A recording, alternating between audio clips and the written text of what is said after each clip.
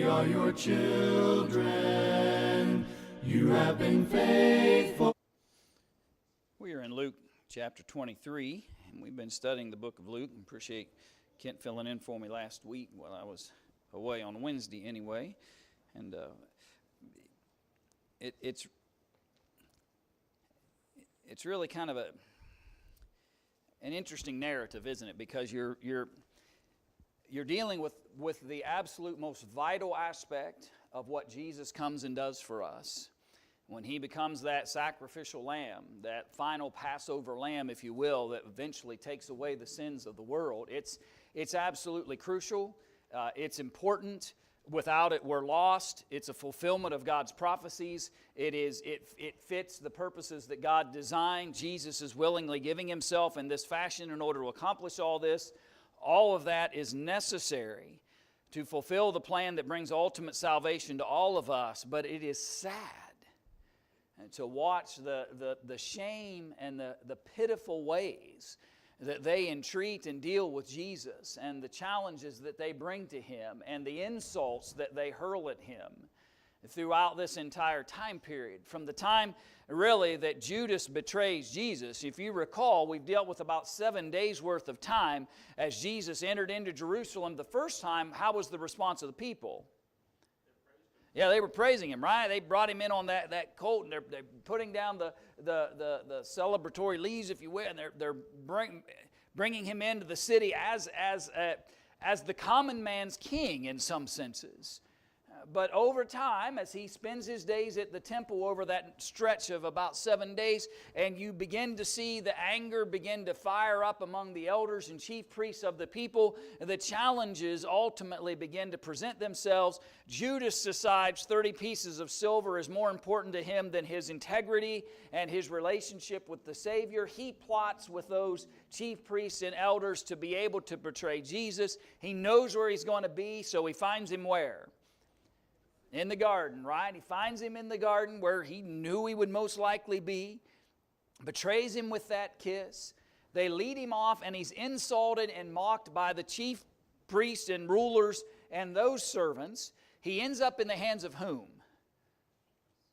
The high priest first, and then Caiaphas, then whom? Then Pilate. Pilate's not real thrilled, so Luke records the fact that when he hears Jesus is a Galilean, he sends him to Herod, who's the king, and that's Herod Antipas, or Herod the Tetrarch, right? Herod the Great's kingdom got divided up into 4 parts among his sons, and we know the history of Herod Antipas and John the Baptist and those issues as it relates to him.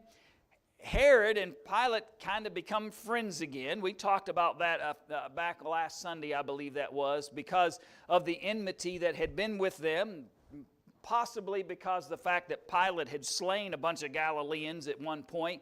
Luke 13 records for us. So but Herod doesn't really do anything, right? He just kind of gives him back to Pilate. Pilate brings him down. And Wednesday, you all discussed the idea of how Pilate keeps begging, right? He'll do something to Jesus, and he'll present him and say, look, he's no threat to you. I need to just let him go. And what will the people say? No. And Luke kind of records that back and forth a little bit with us about how Pilate's trying, and he keeps trying, and he keeps trying to not have to deal or address with this situation. But ultimately, Pilate gives in to the cries and the begging of the people to release Barabbas, the murderer, back into the population and send Jesus to the cross. A man who deserved it,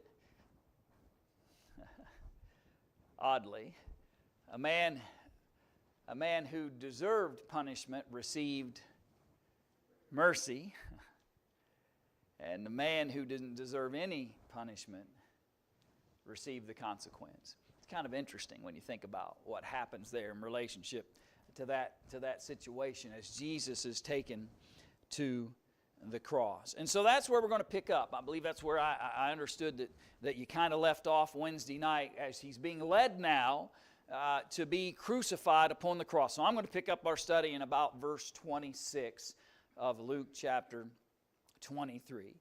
So he says, "And as they led him away, they laid hold upon Simon a Cyrenian, and coming out of the country, and on him they laid the cross, that he might bear it after Jesus." And so this Simon the Cyrene, of Cyrene, or Simon the Cyrenian, he's just what? He's just heading out of town, right? He's just heading out of town. And the Roman soldiers, and keep in mind now that chief priests, they're around, but we're in the hands of the Romans now, okay? And we're in the hands of the challenges that the Romans are presenting to Jesus as it relates to his difficulties and hardships. And so the Romans, if they see a need, they just, hey, come here.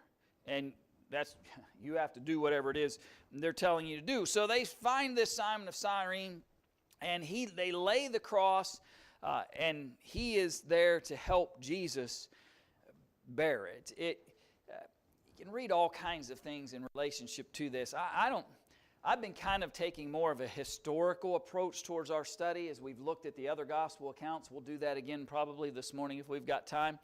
I probably will come back sometime maybe and do some sermon material based on some of the other specifics as it relates to the challenges that Jesus faces from the crucifixion itself and some of those aspects that we might not have time to deal with in our process through our Bible class.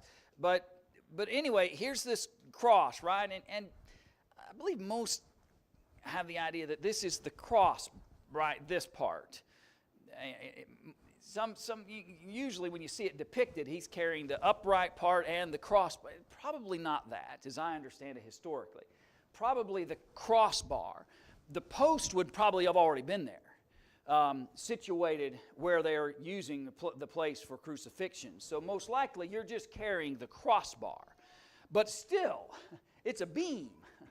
And he's been through what over the last several hours?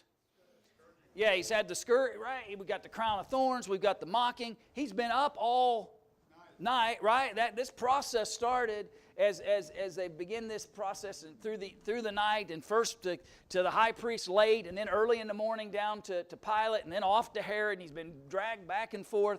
So this is tremendously weakened state. And those that were going to be crucified were made to bear their own cross. You know, that symbolism of when Jesus teaches those principles about deny yourself and pick up your cross daily and follow me, and you see that imagery of that. But here's Jesus carrying it, and he can't bear the load on his own. And so Simon the Cyrene is told, you need to come and help him carry this. And there followed him a great company of people and of women, which also bewailed and lamented. And to my knowledge, and I'll share some of those charts with you again later if we have time, but to my knowledge, Luke is the only one that records what we're about to read. I don't think, Matthew doesn't talk about it, I don't believe. Mark, I don't believe, talks about it. John doesn't record it. This conversation with the mourners that are following along with Jesus, Luke, I believe, is the only one that records that. But that's not unusual, right? Because he's also the only one that recorded what? That he went to Herod, right? Luke's record's the only one of the four gospel accounts that talks about the situation with Herod. So it's fascinating that Luke seems to kind of latch on to some of those things that maybe the others had not recorded or talked about or put within their narratives. Luke does. Luke talks about Herod. And then now he's going to talk about this conversation that Jesus has with some of those mourners that are following. Jesus, turning unto them, said, "Daughters of Jerusalem, weep not for me, but weep for yourselves and for your children. For behold, the days are coming in the which they shall say, Blessed are the barren and the wombs that never bear and the paps which never gave suck." He's talked about this already, right? He's already had this conversation as it relates to the idea of this destruction of Jerusalem that was coming and the challenges that they were going to face. And Jesus turns to them and you can,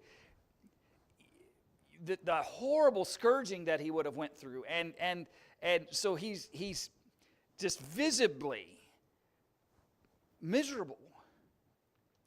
And he looks at them and says, don't cry. Don't weep over me.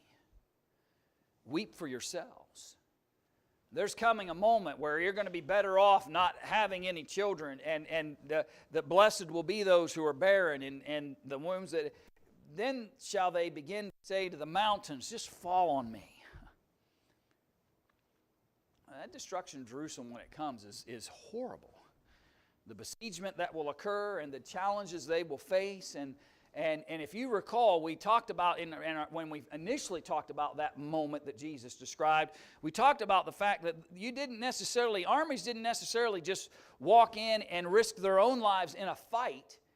Generally, they would just wait them out.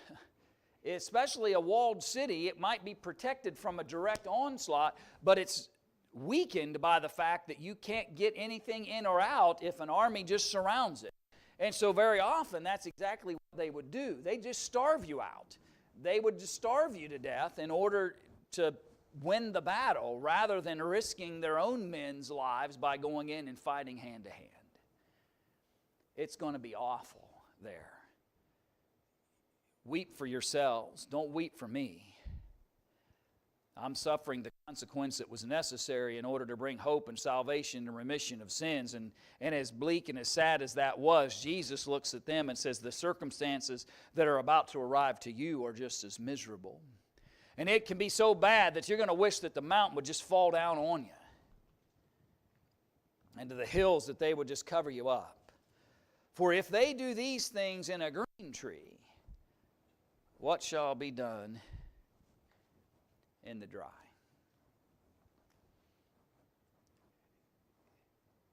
If they're able to accomplish this kind of wickedness when there was still some vitality left, the green tree implies a young, right? And something that's alive. Dry, typically something that's dead. If they're doing this when there's still some life, imagine what they can do to you when you're dry. That's the imagery I'm seeing here. If they're able to accomplish this kind of treachery and wickedness and difficulties when there was still some life left, imagine when that life just shrivels away, how vulnerable you'll be in that moment.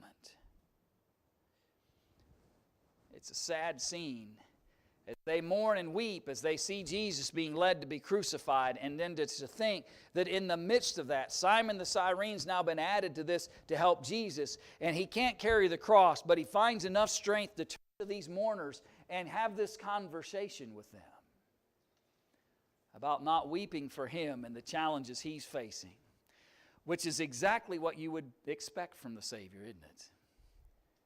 None of what he's doing is selfish. All of what he's doing is selfless. Everything about what he's doing is for the benefit of others. And even the final things that he shares and says are about others and helping them. Thoughts you might have about that? Go ahead, Ken. What I find striking about this, he said, don't weep for me, because looking ahead, in 3 days he's going to rise again. Yeah. There's still hope for him. Whereas, contrasted with that, the destruction that's coming to Jerusalem, there's no hope. Yeah, and it is an interesting contrasting pictures of what's happening to the two. Other thoughts? So then he adds that there were also two other malefactors led with him to be put to death. He would be numbered among the transgressors, right? That's the prophecy concerning Jesus, and the record is indicating that that's exactly what happens. And so it's so sad to think that here's the Son of God, the King of Kings, the Lord of Lords, and he's being led to a crucifixion just like they've done over and over. He's just to them just one more. To the Romans, he's just one more added to the docket of the day of the crucifixions that they were offering. That's kind of the idea here when you think about there's two other malefactors. This is no special kind of thing to them where they've created a specific moment just for Jesus' crucifixion. To the Romans, he's just one more person added to the list of folks that they're planning to crucify that day. as they take these two malefactors along with them. And then that statement, as Jesus says, Father, forgive them, for they know not what they do. And they parted his raiment and cast lots. It's fascinating, right, that he didn't have much, but the one thing they did have of value, they decide to do what? Yeah, roll the dice to see who gets to keep it.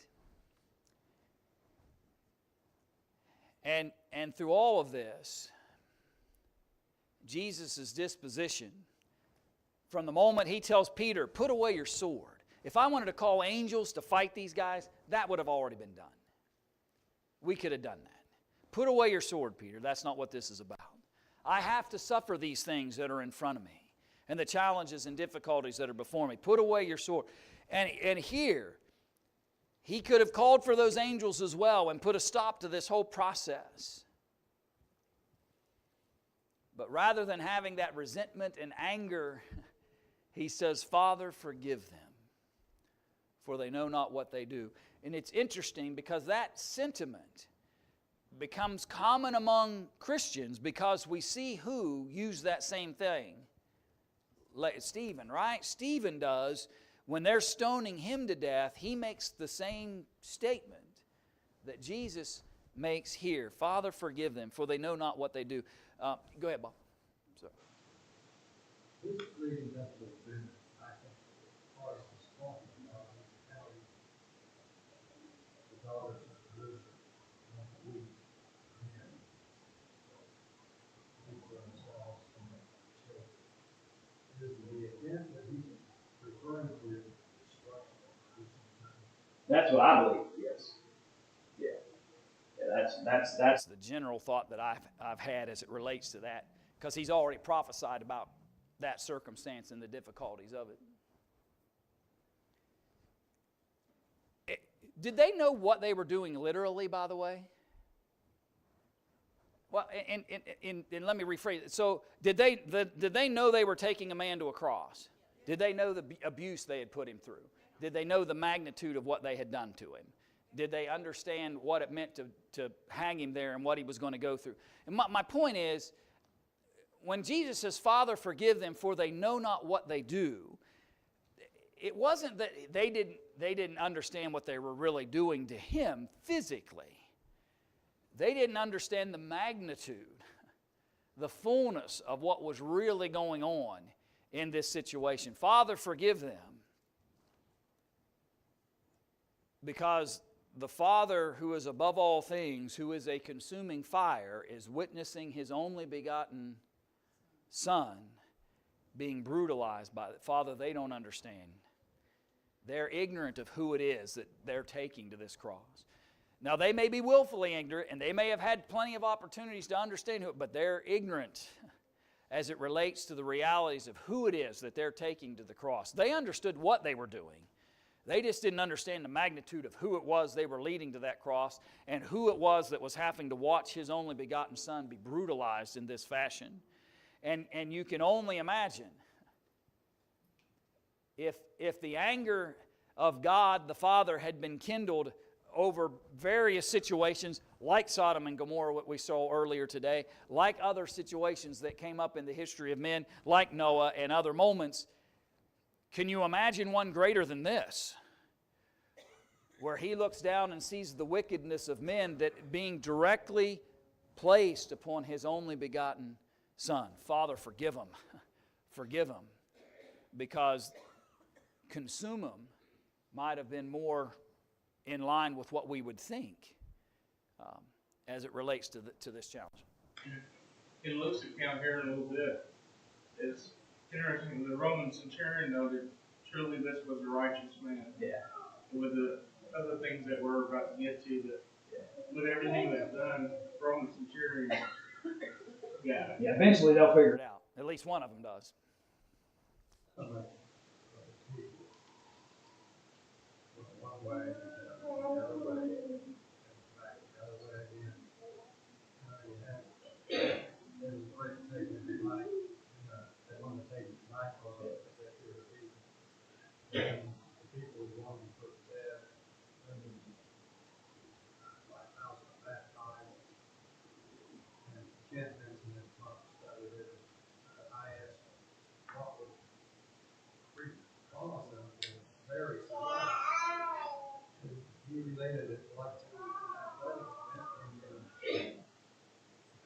getting all worked up for a ball game or anything like that, people are persuaded by the multitude like that.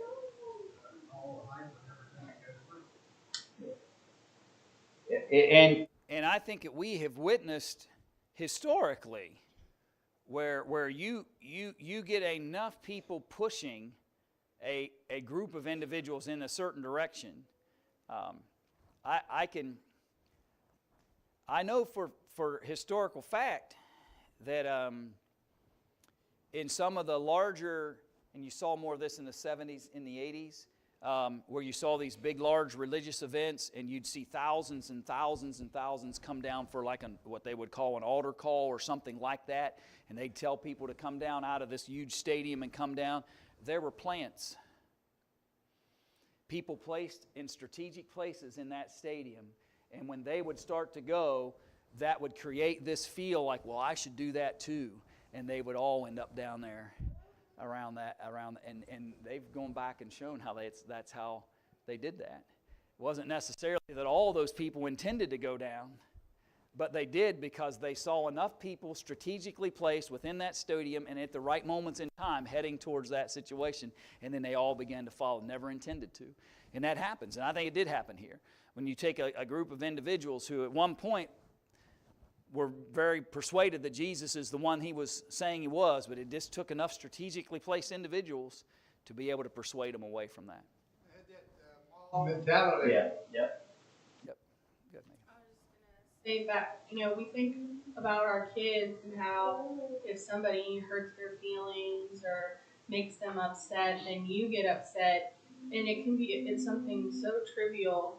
And to me, it just, since becoming a parent, thinking about how God was able to just watch that happen to his son and not just be consumed with anger really shows just how merciful and caring he is towards us, because that was his child, that was his son, and to know and then watch that happen is just unfathomable to me.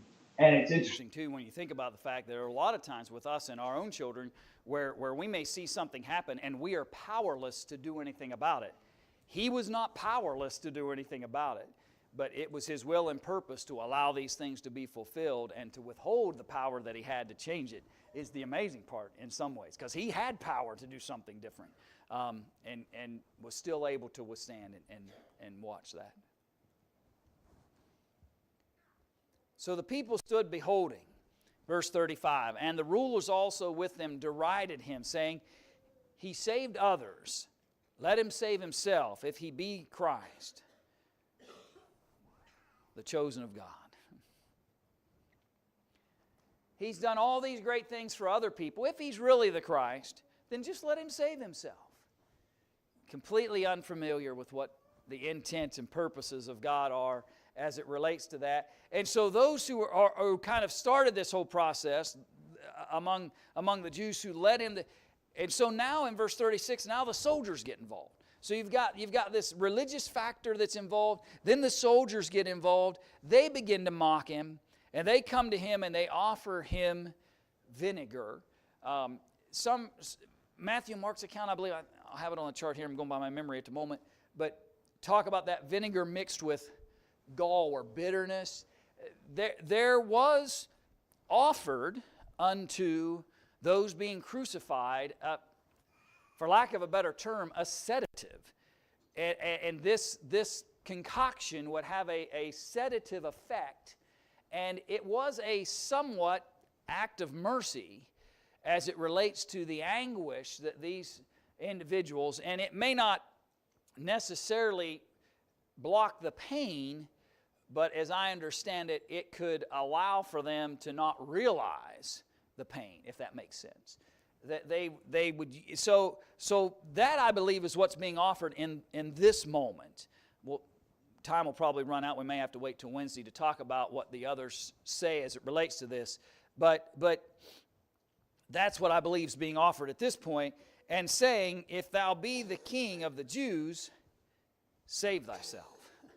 So the Jews say, you've done all these great things. You've saved all these other people. You've brought Lazarus and others back to life. You've helped the blind. You've done all these ones. Just come down. If you're really the Christ, if you're really the one that you claim, just come down.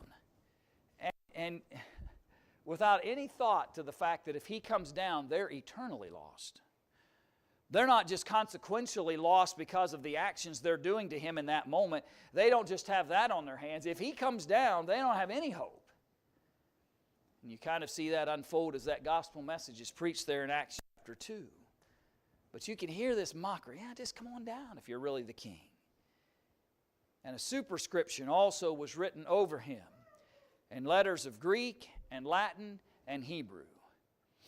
The majority languages, so that most people who would be present for this would have been able to read it in their language. Greek, Latin, and Hebrew. This is the King of the Jews.